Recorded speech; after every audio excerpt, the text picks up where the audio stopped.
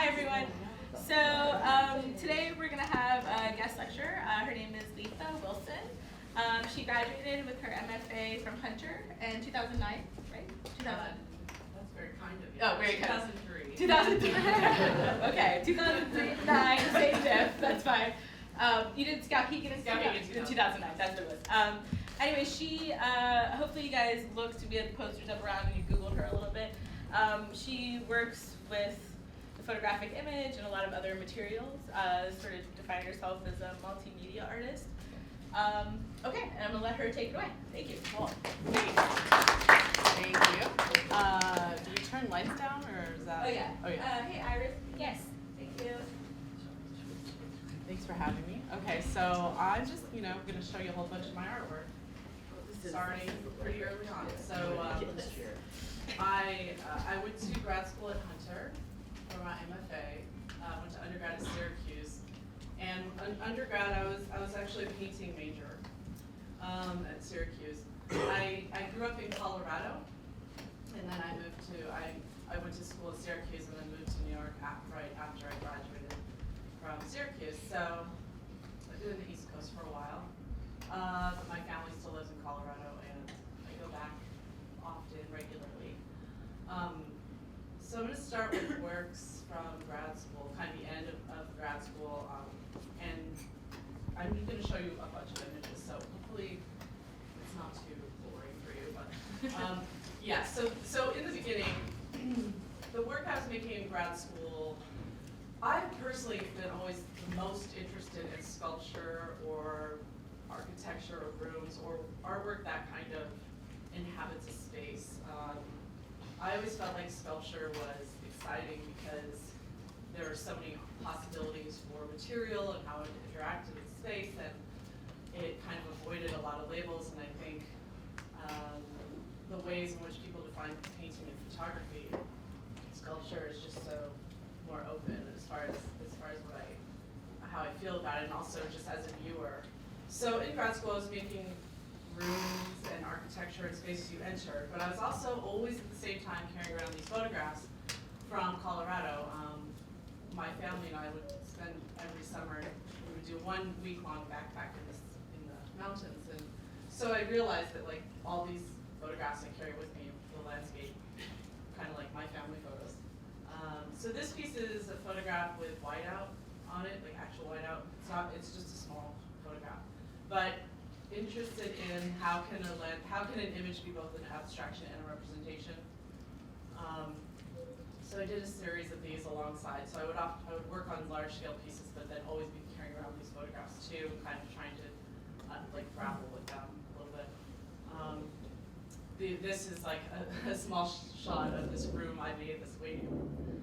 So I learned how to build walls, and in grad school, worked for an artist who built walls at the new museum.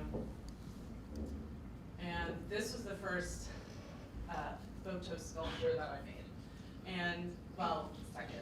But this series of extrusions was like really literally merging those ideas. Taking that photograph as the starting point, choosing one element. In this case, it's the two people in the scene. In other versions, it's the architecture or the man-made element. And then making this sculpture that comes out of it. So using that 2D form to make this 3D form to a kind of a strange effect. So this piece was in my thesis show, and the print is 4 by 7 feet. Extrusion of Jack and Carol outside Mesquite. So for this series, I went and shot in Nevada. And this was extrusion of Frontier Hotel sign. So this was a hotel sign on the Vegas Strip. And the print is 5 feet by 5 feet, and the sculpture is over 6 feet. So yeah, they're kind of weird things, but I really was excited by the what if possibility. Like, why does the photograph have to be flat? Why can't it be sculptural? Why can't you screw a hole through it? Why can't you attach things to it? So this is in 2003. At the same time, in grad school, I was also making a series of videos. I'm going to show you work.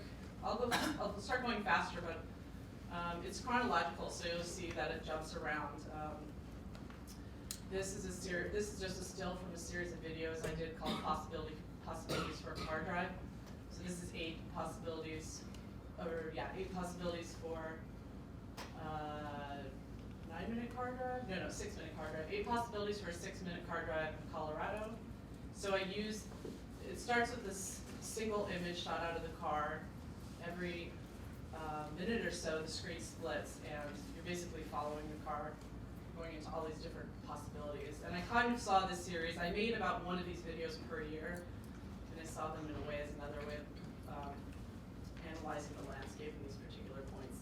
The last piece in this series, all the drives end in the same location. So it was kind of applying this filter and structure to something as mundane as car driving, and there was 2 songs that would be the sort of metronome. So after grad school, I continued doing these extrusion pieces. I also got a full-time job at Artist Space too, so it was a little bit difficult to balance. And this piece was for a show in Brooklyn, and it is now merging one image into another, an image photographed of a condo on the left into a couple on the right. And this piece was a single image installed in a corner of a gallery and extrusion of Jackson. It's my father on the left and going into a Joshua tree on the right. In this piece, I didn't sort of cover up the structure. It's all styrofoam cut, so you kind of see how it was made also. So at this point, I felt like I was interested in that series, but it was kind of becoming redundant, and I quit my job at Artist Space. I worked for artists. I've always had lots of freelance jobs here. I worked for the Village Voice, I worked for Artist Space, I worked for artists, and did some web design. And I really just needed some time to figure some things out. I was curious how I could push this idea of photo and sculpture and how these forms relate. But I needed a studio practice. I wanted to be like my painter peers, where I go to studio and I'm working on stuff no matter what, whether or not I have a show, whether or not I have a project, whether or not I have a budget. So I went back and started printing in the darkroom. Weirdly, this made the photograph less precious for me because I could print it and make a whole bunch without having to scan, output, go through all these processes at the time. And it was much more affordable. So I started working smaller, started working quicker, started using C-prints I was printing, and using materials that related more to the image. I didn't like working with styrofoam for several reasons, and so I was using wood, and this has a piece of cork on it. So this is just a sliver of a cut from the sky in this photograph. Ways in which the form in relation to the sculpture, or the form in relation to the image wasn't as direct as the extrusions. That was a little more askew, a little more poetic. This piece. So it was nice. I was shooting at this point still 35mm film, and kind of go back through my archive and start printing in the darkroom with them. That photo's from Muir Woods and 2 pieces of wood. Some things were really quick, like this piece. What if the photograph is a horizontal plane? There are little rocks and also a ball of tape on there. And also how I was shooting photographs was changing too, as far as what I was looking for when I was shooting. This piece is a cast of a rock, and then that print has no negative. So just the color shift, wiggle board. So trying to get the photo to bend and to move. And then I did a lot of, around this whole time, there's sort of shows and other things happening. So I did another iteration of the car drive video, but this time walking through the forest for a show at Peekskill, the Peekskill project. So that same kind of deciphering, but through using a handheld camera.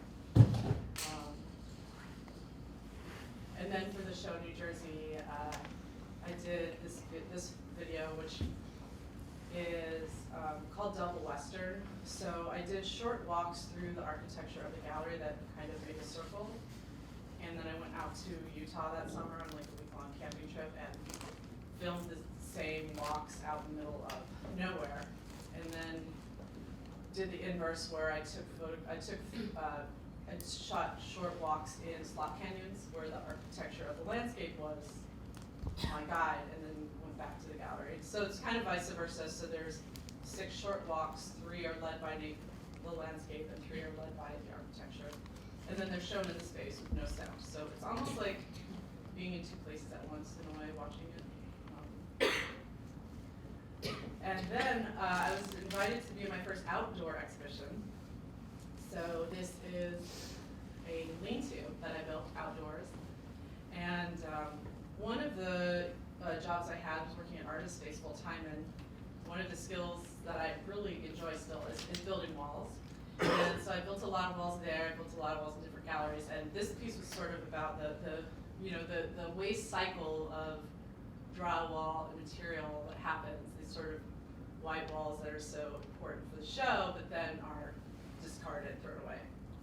So can that be flipped, that sort of interior, exterior, and these precious white walls are then subjected to nature. So this is really kind of also a what if piece, like what if you put drywall out here for 9 months. So all the materials for that piece were thrown out or like discarded from a renovation at Artist Space, and the walls retained some of the vinyl and stuff from the shows. This was towards the end of the show, so it's interesting to see how it degraded, but I also thought it was kind of beautiful the way the paint peeled off the top and washed it down. It's like a riverbed. So that gave me the idea of proposing this piece to Socrates for one of their spring shows called Waste Not, Want Not, where pushing that use of the walls to reuse them. And this was a gallery garden that I built in Socrates. All the drywall for the piece was from a Jasper Johns show at Matthew Mark's gallery that they tore down. And all the wood is from the dark fair, like an art fair that happened over a weekend. So it was really easy to get a lot of material pretty quickly for the piece. And then I just spent a month and a half building it on site. So that's cool. I like this project or that piece because it's like the material does what it does and it naturally disintegrates.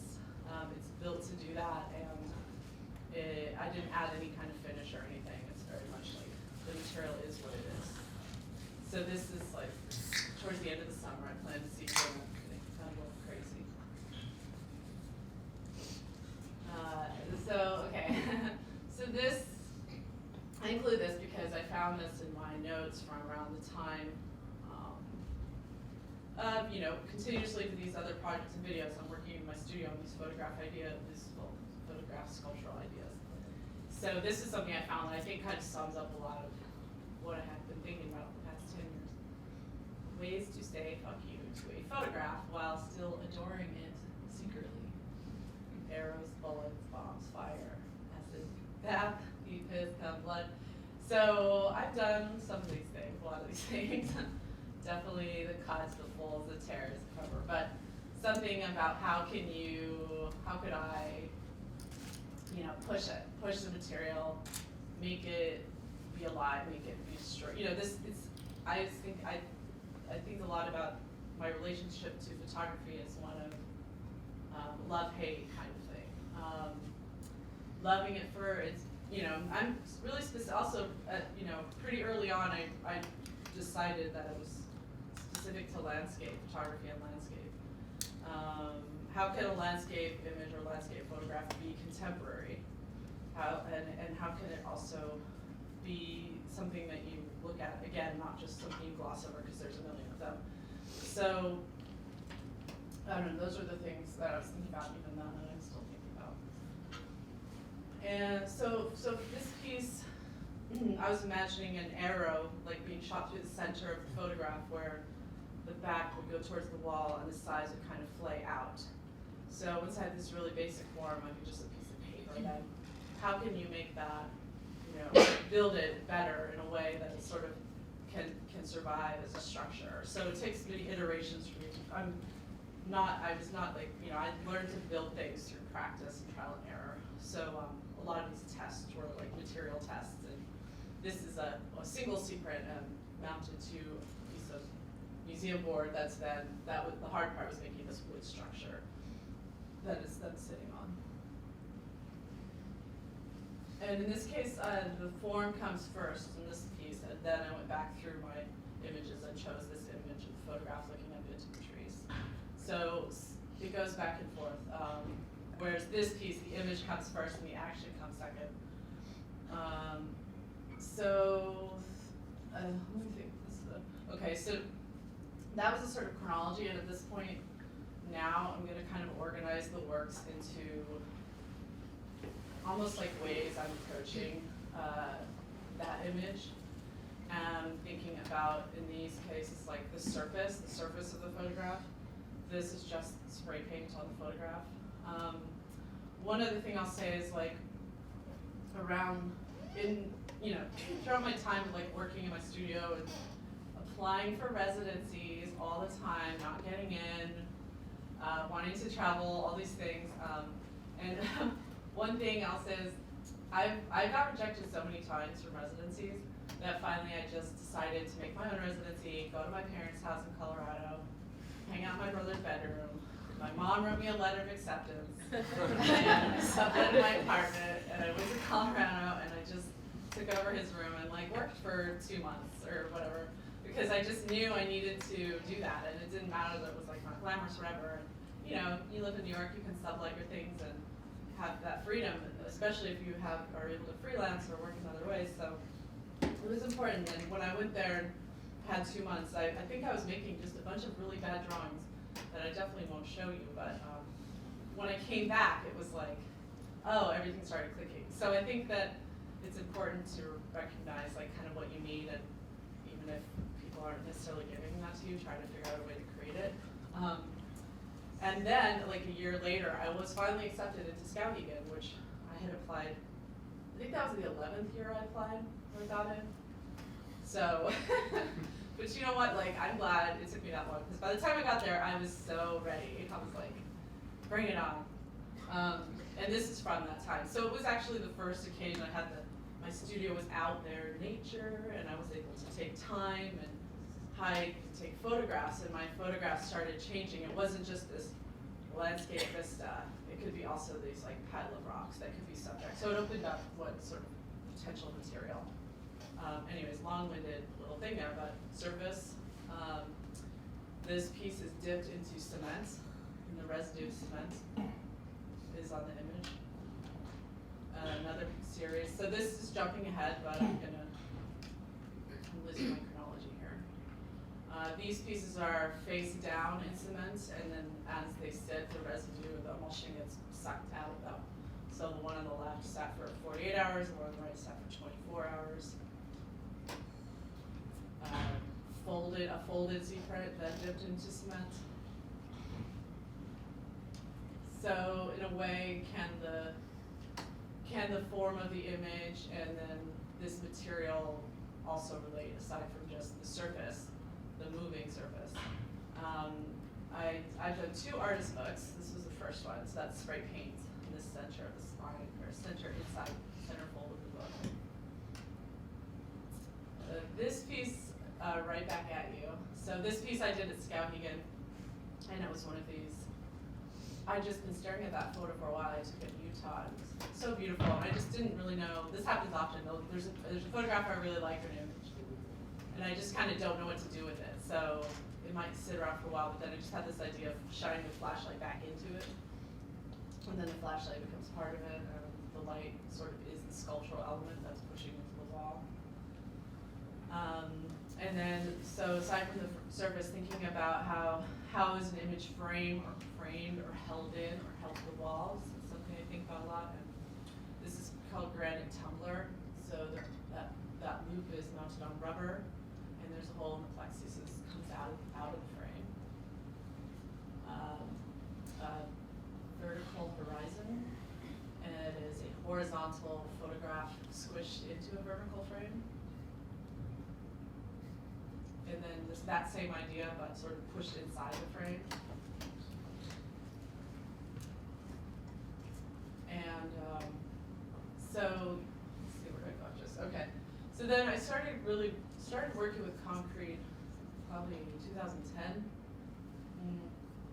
A bit of material I was intrigued in using, and it made sense for me as far as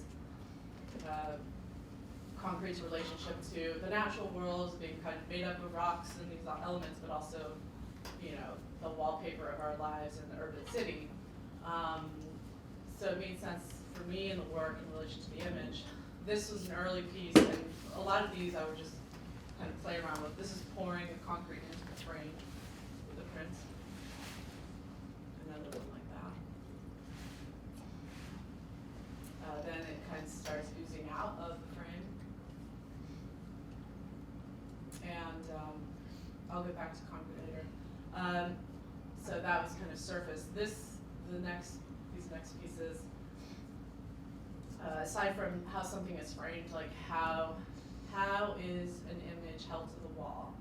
And I think it's such an interesting realm to explore. It just seems like something about photography is so, I don't know why it's so still kind of old-fashioned, you know. Sorry, forgive me if I'm offending photographers in here, but it's like, and now, you know, it's been a while, but there's just so many rules about how you frame a photograph, how you print it, how you treat it with gloves and this and that, and the surface, and it's like, I don't understand that. So in this piece, which I really like this piece, I don't know why, but it was this moment. This is actually pre-scabbing. So this print, one of the first prints I printed from I finally got a media format camera. We were given a new one. And this is a place I was shooting outside my parents' house. So again, looking at this photograph for a while, not sure what to do with it, and then just had this idea of like punching it in the face. And that this single piece of wood cut at a 45-degree angle with that little circle, then sandwiched between it. So the wood is destroying it, holding it, and then it's like allowing it to be held up. But I just love the way the sea print just bends and moves, it doesn't stay. And it's a violent action, but it's controlled, and then the relationship between that material and the image. So anyways, I've made iterations out. So then this piece, the photograph is actually embedded into the wall. I cut those pieces of wall out and put them back on. I've done a few iterations of this piece too, but prop piece, rock face. And again, the original idea for this piece was just the partial cast of a rock that's sitting in front of the landscape, and then you can't see the landscape of the rock. But it was pretty boring when I first did it, and so I carried this cast around, hollow thing, for a while, and then finally I realized I cut the hole out of the wall and then just like shoved the rock in there, and then it was like done. Like finally it had that kind of tension that it needed to have, that kind of action of actually the push. 2x4. Again, to play out the image, the material that is a 2x4, there's a hole in the wall. The 2x4 pushes the photograph into the wall and holds it there. So it's just the pressure or the tension that's holding it up. And that idea on a larger scale, so this piece was going to show in Vienna, and the 2x4 is 12 feet long. So there's a hole cut out of the wall. So the 2x4 is flush with the wall. And then that print kind of bows out and is slotted back into the wall. And this newer series called Sundial. Those are two pieces of steel, and the print is cut very carefully and kind of skewered onto the steel. So it's being held up by it, and then these new shadows are created by it. And I don't know why that's so little. This piece was at a show at March, which is the spring, but this is, you really can't tell. It's a print that is pushed into the wall, so it bows out, mounted onto metal, so it's like 5 feet tall, held up, and then this sort of large prop version for a show in Washington D.C. last year. This was pretty harrowing to install it because it's a 6 by 8 foot photograph that I just literally impaled into there. So cut a hole in the wall and stuck that thing in it. It was crazy. Yeah. So yeah, it's just a giant secret. I guess it's not technically a secret, it's a digital print. And how this photograph is being held up by this concrete column. This was a piece I had in my first shot, higher pictures, and started out as a small scale one, but it's 8-foot column, 6 inches concrete.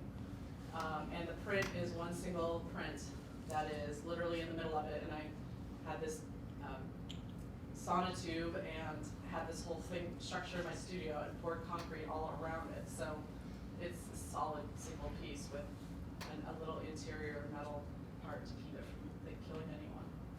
But the thing, and the interesting thing about this piece is it's 9 feet tall, it weighs 200-something pounds, but it's really fragile because the edge is just photographed. So I like that. Again, the photo is doing its thing, the concrete is doing its thing.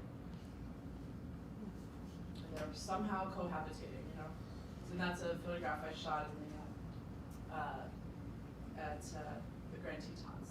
So one thing I'll mention here is that it wasn't really until maybe 2010 that I had this idea for a piece when I watched Ken Burns' documentary and the parks. Saw this image of the Granite Tumbler. Oh my God, it's so cool. These are gorgeous mountains. And I had this idea for a piece where we have these jagged mountains and it's pushing down and there's glass and blah, blah, blah. And I thought, well, why can't I just Google search this image, Why does it have to be my photograph? And I spent a couple days looking up and looking for this and looking for that.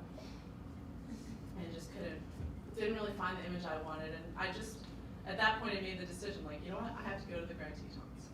And you know what, I have to take these photographs. So I called my mom and dad and we did go to the Granite Tetons the following summer.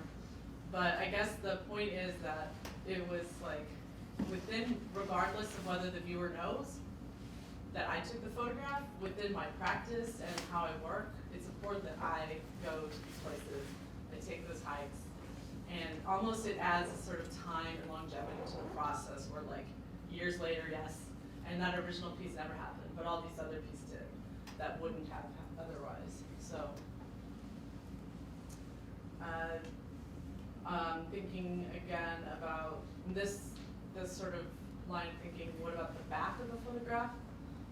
You don't see it often. This piece, or an earlier piece, had photos mounted to paper that's colored and the triangles are cut out. So you see the red, which is actually the back, and then you see the wall, and then you see the image. 2 photographs mounted back to back. In those cuts, you see the map board behind. So kind of bringing the 3 levels of the piece, the back, the front. Sometimes, in this case, I will have the idea for the piece only after looking at it in real life, or see this weird triangle that I never noticed when I took the photograph. The one on the left is Moondrop, and the one on the right is Light Leak. This is a rare edition. Usually, pretty much every piece is unique. Occasionally, I've done editions. And then this is from my first shot, Higher Pictures. I also was on a residency at Yaddo, and the first time I used or had access to, since undergrad, a black and white darkroom. So I started doing this. I did this series of photograms using elements of tree branches and materials from the studio and from nature, as I was usually taking these walks and taking photographs. So it kind of made sense. But then what to do with these photographs, because they were really precious, one of a kind. And so I started, these pieces are cuts, and the color print is mounted to the back. And then you see through the frame. So something about what is more accurate, the photograph of the landscape or the actual imprint of that object onto paper. I mean, kind of going back and forth between that. And then these are, they're not great, but just another iteration of those photogram pieces where I cut the photogram, rephotographed it in my studio with shadows, printed it, and then cut it again. So it's this other layer of what is that image and So that giant screw is just a screw and photograms cut onto it, and then there's another layer of an image in the back. That's another series. Oh, why did it get so small? Anyways, so and then this is from the book. This is from the first book. And the thing about the book format is you can see the front and the back of an image because you're flipping through it, which I really love. What's behind the photograph? So in this case, this is a sort of second iteration of this piece. I'm going to show it art in general. In the gallery, there's a window, and the window had never been opened 30 years because there's a wall in front of it. So I took the drywall off, opened the shutters, cleaned the window, put the drywall back on. And this piece is a print mounted onto aluminum with the circles cut out and then pulled back. So you see the metal, you see and then it's in front, and then those same holes are cut out of the drywall. So you see the outside light come through it, and I love that. So then at a certain time of the day, it does this very dramatic like light on the floor thing coming through. But I really like this piece, not just with the, I thought the first time I did it, it's only gonna work if it has this sort of light coming through, but it's actually, to me it was interesting how during the course of the day, the sort of color of just the outside light, you never really notice it because you're not really looking at it, and then all of a sudden when it's in comparison to this kind of, sea print and saturated color, it's, I don't know, and then this piece is a newer one, and it's printed onto aluminum that I welded. So then these holes are welded out, which I'll continue on those. So yeah, full. Then like getting the photo to move, and then this was an early piece that I ended up making a larger iteration of, but it's just a photograph folded into a paper airplane and then unfolded. But something about this kind of, I don't know, it's this, you recognize that form, but then formally the lines create another pattern on top of it. And it just changes the image so much. Trying to get the image to move or bend, this is all double dip. And it's one print mounted onto a wiggle board, sliced. This is called Hug. And this was again kind of early stages of testing out concrete. I just slathered cement up at the back of this print. And I was thinking about this piece, thinking about like the photo as a body. So like how does the body act into versus the wall and almost like holding itself or something.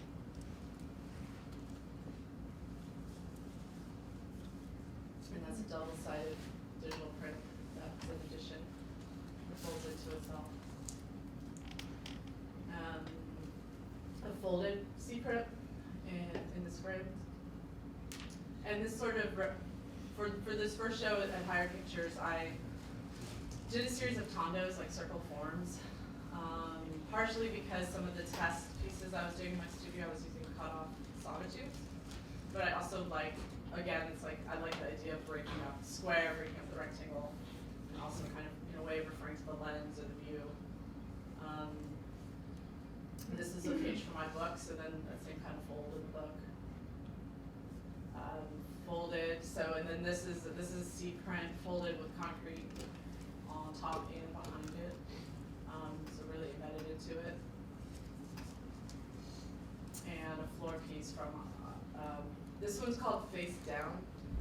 And the idea of the piece had been kicking around for a while, but I like that it was, you only saw a corner of this presumably beautiful sunset image.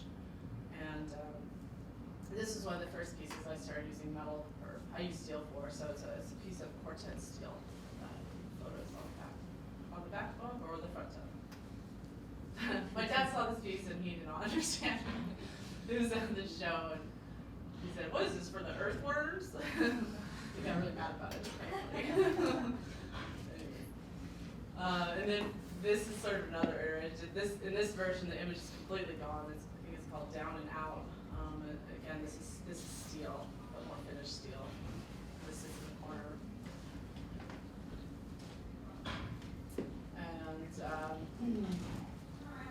this is, sometimes I'll do these tests and like, I'll be surprised at how one kind of move to that surface of the photograph can change it so much. In this case, this piece, I mean, on top of that, this particular piece is about 3 feet by 3 feet. It's solid concrete. There's print on top of it that I poured. It's face down in the mold. That horizon line is sunken in by a piece of wood. So it's like face down, all the concrete's poured on the back of it. But yet it's so, I don't know. It has a lot of literally physical presence and it's quite heavy. But simple. How strong is a photograph? I think about, I mean, particularly, you know, when I talk about photograph in a lot of these cases, it's very specifically C prints because I still print in the darkroom. I'm still printing all these. Most, you know, I mean, part of it became sort of a habit, but also like my relationship to these images starts when I take them, and then it's sort of like because I created it, I can destroy it. It doesn't seem like, that was the other thing about appropriating an image for a piece. To me, to use someone else's photograph found on the internet and then like burn a hole in it, that felt weird. But if I took a photograph, who cares if I burn a hole in it? And it becomes kind of mine to destroy. So a lot of like what I work is like a way to remove the preciousness of something or the, you know, that it isn't fleeting and like, what is that tension between something you want to like hold on to or kind of destroy? And I think about that also when I'm shooting because I'm out there in these really beautiful locations and it's like you want to just like hold on to it. You want to grab this sunset, you want to keep it for yourself, but it's like it'll go away, you know? Something about that.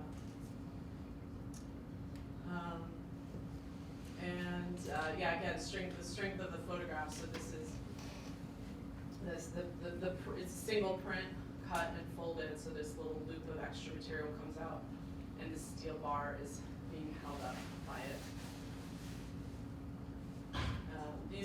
This is some of my earlier concrete. So when I first started using concrete, it was one form and an element of the work. So there's the image, there's the concrete. I poured it through the print and it sits on the wall. And in this case, it sits on the floor. It's called Sunset.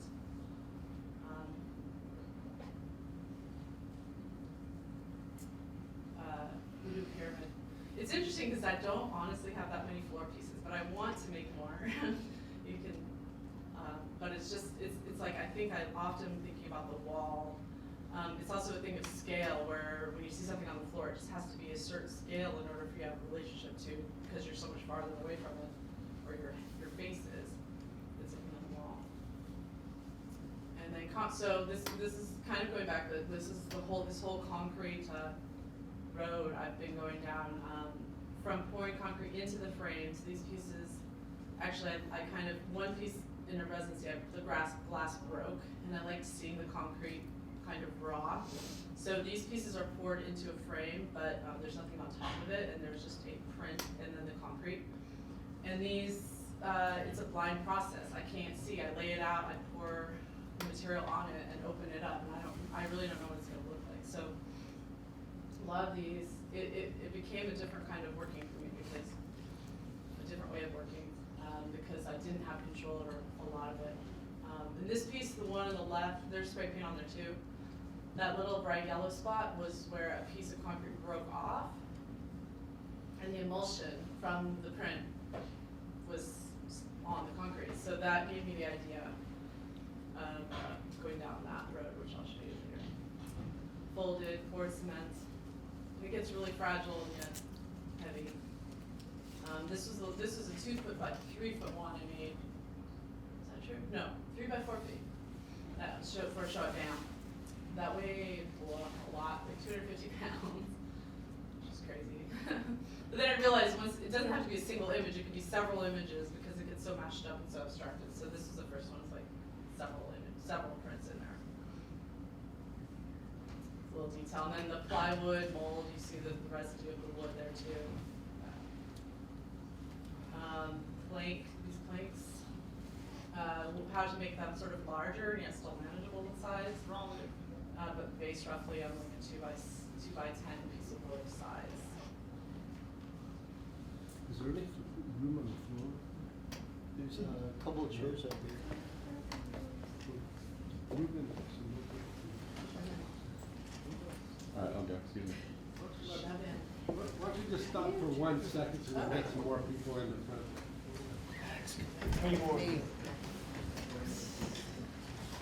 We've got 3 chairs up here.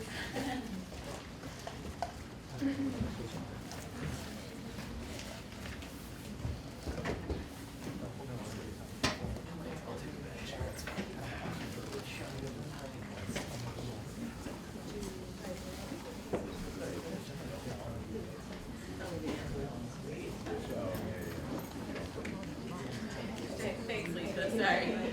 Little intermission. There's one more chair up here, guys. There's also floor space. Yeah. I feel like we want to break. Unless it's on fire. Yeah, exactly. Start a fire. Well, it's like the whole. So everybody needs to get out. How we doing? Is everyone cool? There's more in this like center You area. could just fill up the aisle. Yeah, fill up the walking space. Come on in.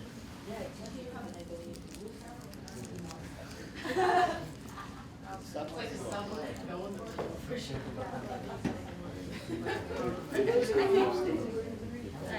Alright, I think we're just, thanks. Oh. Maybe not. So, yeah. Again, folded concrete. And then in some cases, sort of similar to the piece of the horizon line, the gravity of the concrete is helping me perform. So this piece will be flipped upside down to be poured, and there's a piece of styrofoam kind of making the space, and concrete is pushing down. And when it cures, flip it over, open it up. So that evidence of its own kind of power, I suppose. So this is the first piece I did where I combined this transfer technique I had discovered by accident. So there's a print concrete and this transfer because there's another print face onto it when I poured it. So this was exciting for me. I really like this piece, but I did not take very good notes when I made it. So I went to make another piece and it did not work. It did not work. It did not work.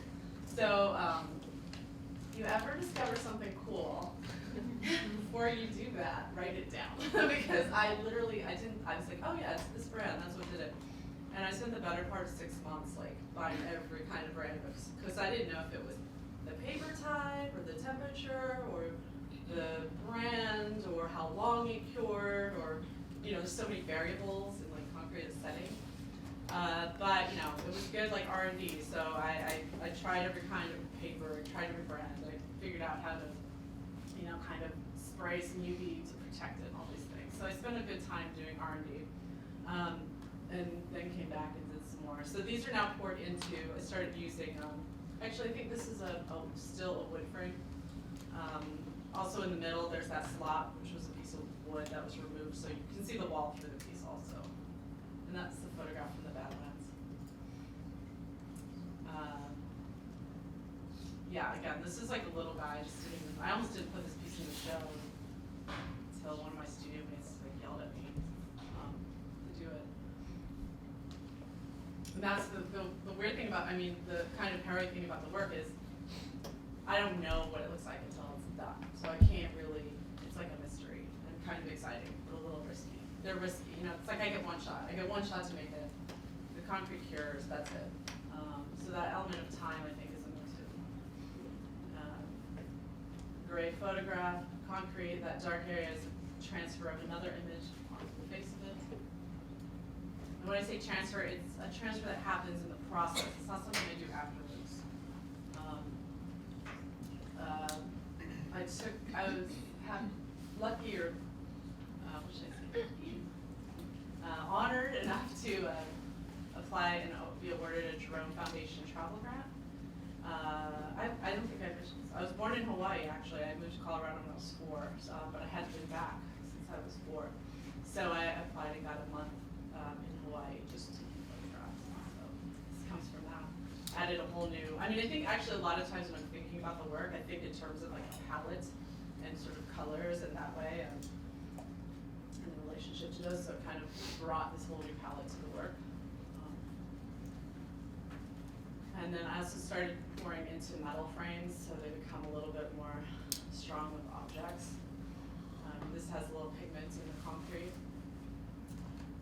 And definitely, you know, not change the way I shot, but different kinds of images work best for this than others. High contrast color. This is the largest size concrete piece I've made so far that hangs on the wall. It's 45 by 60. And it weighs about 350 pounds to 400 pounds. So they're kind of the same. But I made 7 of them, so. And also, like, at this point, it's like, I can't even move my pieces by myself, nor make them. So I do, like, need assistance to help me, especially with something like this. And there's several prints in there. The white lines you see in the white circle are, when I'm in the darkroom, I use rocks and like sticks to kind of hold the paper down, so those come through as elements in the work sometimes. That was the second show at Higher Pictures, so the 2 big ones are in there. And then this piece, for example, whereas those had the print and the concrete and emulsion, this is just the concrete and emulsion. So the photograph is folded, put in the mold, the concrete's poured on it, the photo's removed. So just the image and the form remain. The print itself is gone completely. And again, from the first show at Higher Pictures. In different variations, there's different colored concrete poured on. So for me it's been interesting because every time I make a piece, I get maybe an idea or maybe something happens weird. I'm like, what if it were this form? What if it were this form? What if I added color to here? And you know, the variations continue. This is using a piece of kind of corrugated fiberglass from building materials. And again, like this form works really well with this image, and I've done a couple, but when I've tried using other prints with this form, to me it doesn't work as well. There's something about the merging of this that is like right. And then I've been using, so along the lines of working with steel, I had some steel frames made, so it's actually Corten steel. And so pouring into those steel frames and having the frame itself kind of become part of an element of the work. Those are photographs I shot at Joshua Tree. And there you can see a little better there. So the steel is sort of slightly patina, slightly rusted, so you have that kind of, you know, changing element of the frame too.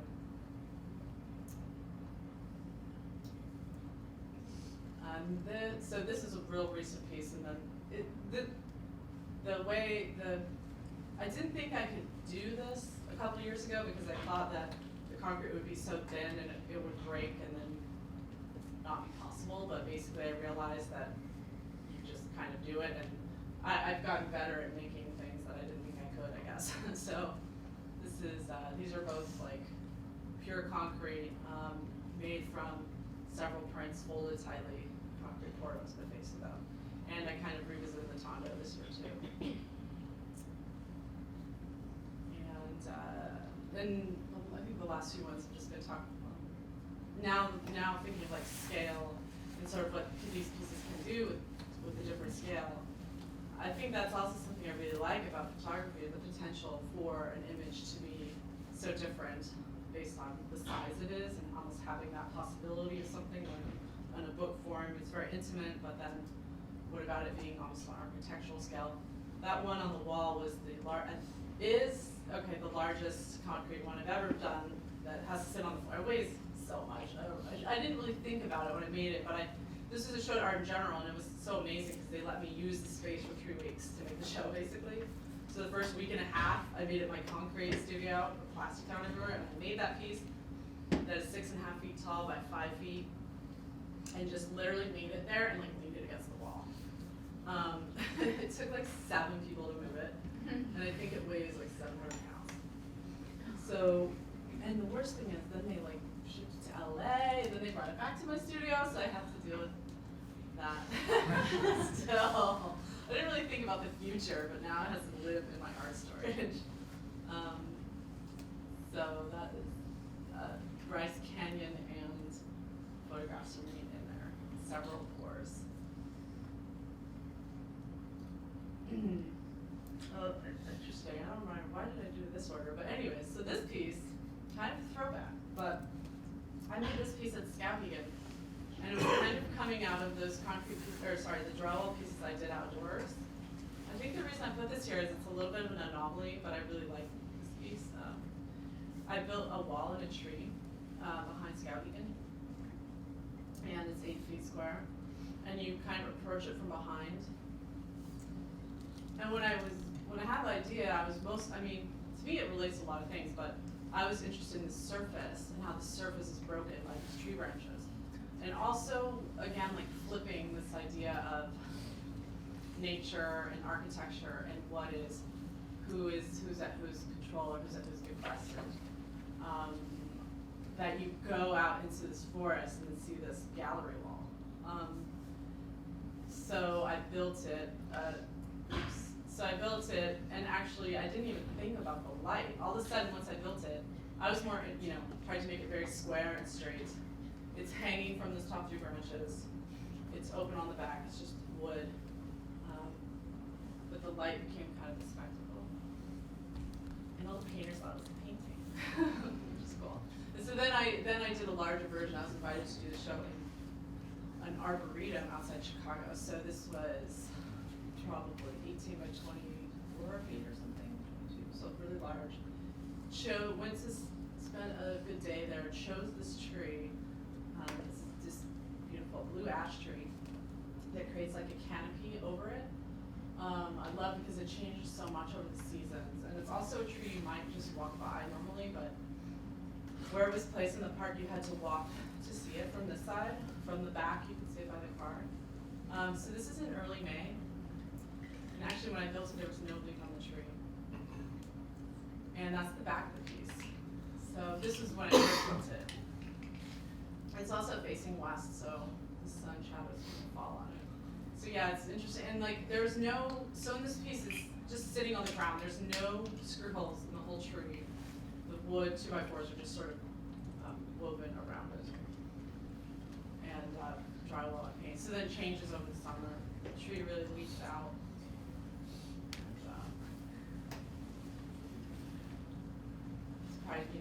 It really doesn't, everyone's always like, you're not supposed to put drywall outside, but it doesn't really, the paint sort of maybe starts decaying away, but other than that, it's not going anywhere. It doesn't melt away or anything. So I think that's also something that relates this work or the other work together is, what are people's assumptions about a material, or what are assumptions about how something should be, or how it should behave, or how, and how can you kind of question those assumptions? And then this piece, which to my mind also really stood out, but this is the first large-scale photo piece I did, where the architecture of the building, or the architecture of the space is the element, the sculptural element that's pushing through it. So these 2 foot by 2 foot square beautiful wood. This is at Bemis in Omaha, Nebraska. So there's a residency. I did the residency, basically living on. It's a really cool residency for 3 months, and it's a really awesome building. And there's an exhibition space. So I was invited to propose something, and came back and built this. So I like with this. That's an image I actually shot in Wyoming, and you have the shadow on the rock. I scaled the piece so the tree is the same scale. So from the front, you don't see it. As you get to the side, you see it. Then there is a real shadow. And that's the back. Made out of drywall. It's close up. So I went and installed the prints on there. It's adhesive. Print on adhesive vinyl. And then for the show art in general, I wanted to do another in situ piece. So I again, like wanting, this time I wanted the image to move and to curve. So, and these columns were quite different, very skinny. So I built this curving giant photograph around the column in the space. This is why I needed 3 weeks to install it. I spent a week and a half making the concrete and a week and a half making this piece. it's double-sided, so same image on the front and the back flipped. And it's all wood. I mean, I made every one of the purses. Then plywood, wiggle board, and then the photos in strips. There's like 4 strips horizontally and installed around the column. And then it was just right afterwards. Cool thing about this piece was like when I was building it, I was an art handler at Art in General, or like built walls there for so many years. So when I got to do a show there, it was really cool because I felt kind of familiar with the space. But I always assumed those columns were cast iron or concrete because all the other floors they were. When I started making this piece and I screwed into it, it's wood. And I went downstairs and I'm like, did you guys know this is wood? So then I did a sample in the back and like sanded it. It's just like gorgeous red, you know, wood. And it turns out, and I didn't know this at the time, that well, the other thing was I got so excited by that. You can see in the photo that column, the very front, sanded the whole column down to the raw wood for the show, and that was kind of like a last minute piece. But it turns out they used old ship masts for the top floor of these buildings in Tribeca. I have no idea, but why. That was kind of a nice moment. This piece in Amsterdam going through the wall, that's a steel tube. And you had to see through it. Show. And then this was the last show, higher pictures. I wanted this photograph to go through the wall and into the office in the back room. So this is a direct to substrate print on dye bond to get it that large. And again, double-sided, and that bottom edge, it just sort of sits on the floor. And just is as thin as I can possibly make it. Pushed inside. So that's the view, and you can see it. I wanted it to actually go farther in, but when I was cutting the hole, I hit a electric line, so I didn't electrocute myself, but I couldn't go any farther. So I had to do that. And that is, I think that's the last image. Okay, that's my last image. So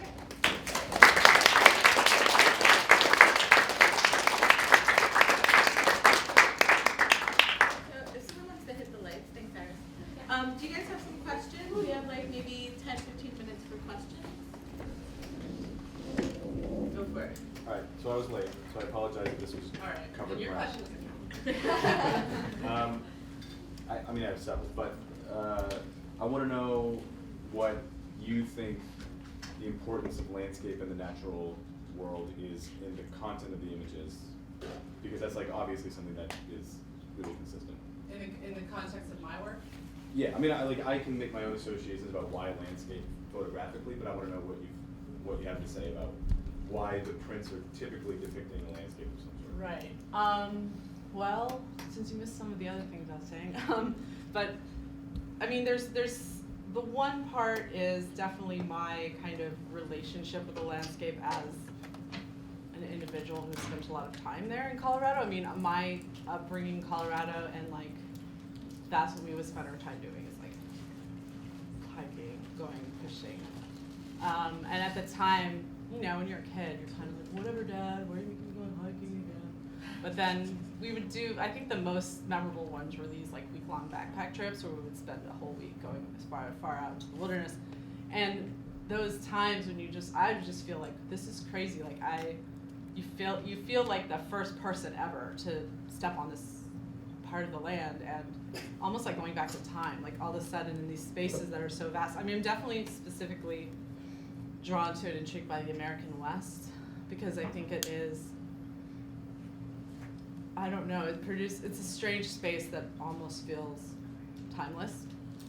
So then my question for how can a landscape image not just be this like romantic, I mean, I think there's a separation, and especially living in the city, between that and this. So the work rides this idea of it being so foreign and almost shockingly different than what we experience, but yet it is like present now, just over there. So I think it's something about like trying to bridge this gap between something that really exists, but something that you cannot really bring back. And that's one part of it. And also, you you know, this gap between image and actuality, that for me is best like summarized by like experiences in the landscape. I don't know if that answers your question, but Totally. okay. Thank you. I want to know your intention behind you choose certain materials, like or the process of choosing materials, like why specific materials apply to certain kind of work, and why your later work mostly cement or concrete. Well, I mentioned a little bit before, but I think the earlier works, like the extrusions, were made out of styrofoam and this and drywall just to make the thing. Then later on, when I was kind of paring it down,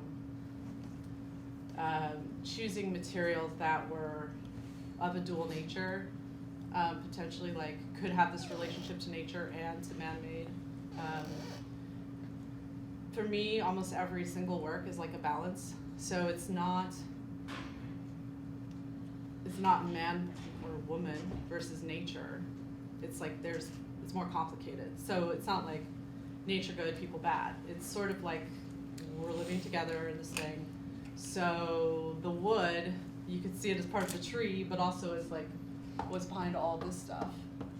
And then the photograph is of this natural land, was made out of plastic and coated, and then it's like, how can one behave as the other? Can you kind of flip it around? And so I think the work has gone through like materials such as wood, drywall. I mean, drywall is just rock, paper, crumbled. It has its origins in the land, but then it's put through this process. So something about that, those materials and their relationship to nature, or their origins in nature, and but also their reference to architecture. Do you ever reuse images or for different methods that you're choosing to do, or once you've used an image, do you feel like you've kind of, gotten what you wanted out of it itself and move on to something new? I think before I got to the concrete, it was more singular for one image to one work, and often or sometimes the action would be really like specific to that image. But then with the concrete works, because they become so abstracted and because different images do different things, I start having like favorites that I will like go back to. So now things repeat more because they're almost like elements within another thing, and because it's not quite a one-to-one. So but that's a good question. But yeah, there's definitely like times when I would or times when I wouldn't. You're using all these materials and processes that are unpredictable and unruly. Do you find that you're failing a lot, that you're like throwing away 500 pounds worth of concrete? Didn't work out, or? I've gotten better. Let's put it that way. In the early phases, it was definitely, and the thing is, there's definitely parts of the process that are like kind of wasteful. Like I can't really, I try to be as efficient as I can. I definitely try to like reuse a bunch of crap in my studio and like makeshift. Pieces of plywood I've been carrying around studio to studio for a really long time. Like get rid of this. But yeah, it's the nature of the practice that there are like, of course, like screw ups or whatever, and I have to kind of make more than I need to get some good ones. But my percentage has gotten better because it's like muscle memory. It's like, even when I was doing the large one, Art in General, I had one shot. Like that piece had better turn out because I'm like making this huge piece, spending 2 weeks doing it, and that's it. It better look good. But at that point I had made so many that I like knew what I was doing. So I felt like a performer, it felt like, or like a dancer, where it's like, you've done this so many times, like you could do this. So yeah. I have a technical question. I wonder how you put those tweaks through that wall and then keep the surface so smooth. The wall and the tree? Yeah, because the twigs have all these different shapes, and how do you put them through The wall piece, right? Yeah. What, I I think built that- the wall around the tree. around the tree? Yeah. And Yeah. what about those twigs inside that penetrating the wall? Yeah, so there's a tree, and then I put I built like wood around it like this, and then I face it with drywall. So well, there's no pipes in here. Like how you would put wall around a pipe in a building, or you go to a gallery, because that's when you have to make walls around pipes in a gallery. You just piece the drywall around it, mud it, sand it, paint it. So it's like pieces. With the wood behind it, it's just And then you drywall. paint it afterwards. And then joint compounds, sanding, painting, flat paint, so it looks just like, this looks like that, but it's a wall I built. In that length of time since you've built it, have the branches that have been growing, like out of it, have they like Well- adapted to like around it, or? I would like to know that, but they cut the one down at Skowhegan like right after I did it. They tore it down. I went back the next summer thinking it would be still there, but it wasn't. And then the one in the Arboretum was a 9-month show, so it wasn't loved long enough. But I like the idea. I mean, to me, it's like because that material is malleable, like the tree itself wouldn't be hindered should it want to grow or move. Yeah. It's not like blocked in. I have one question about material. How you work with steel? Because you make a draw, and after this somebody produce the shape of the sculpture. Yeah, I have a couple of people I work with, like fabricators. So I'm learning as I do more pieces, like what it can do. So yeah, I'll just do a drawing for them and explain the material. But I like to kind of see it, so I have to get like a sample and stuff. I'm actually doing I'm doing new pieces for the armory that are going to be using bronze. And bronze is going to be embedded into the frame. So that's me working with metal, me working with my metal fabricator and the framer and figuring out how they all fit together and like the order of things. But the welding part, he just showed me how to do it, so I can do the plasma welding in his shop. So.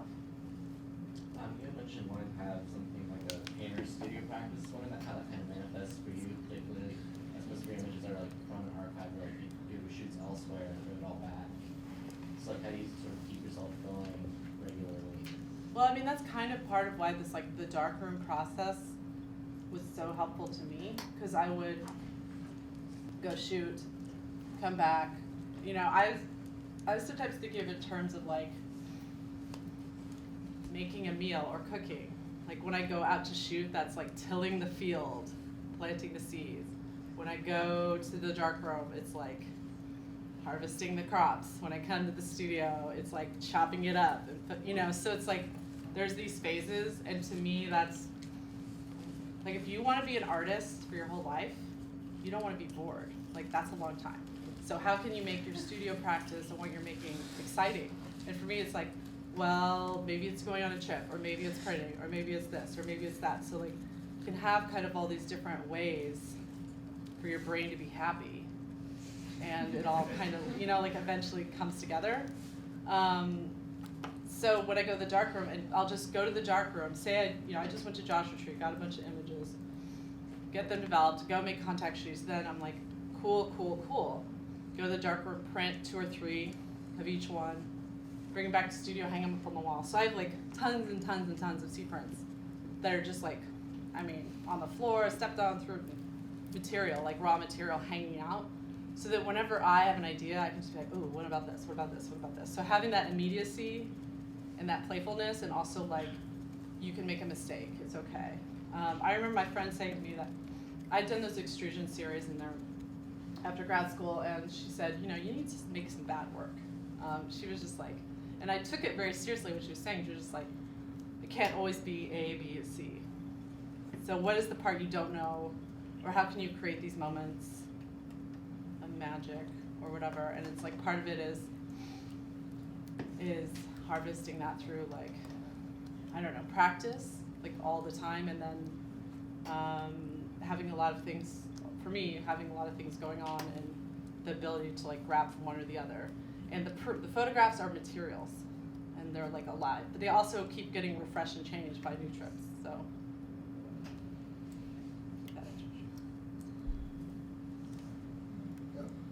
Just reacting off of something you had said before to Sam and also to Max.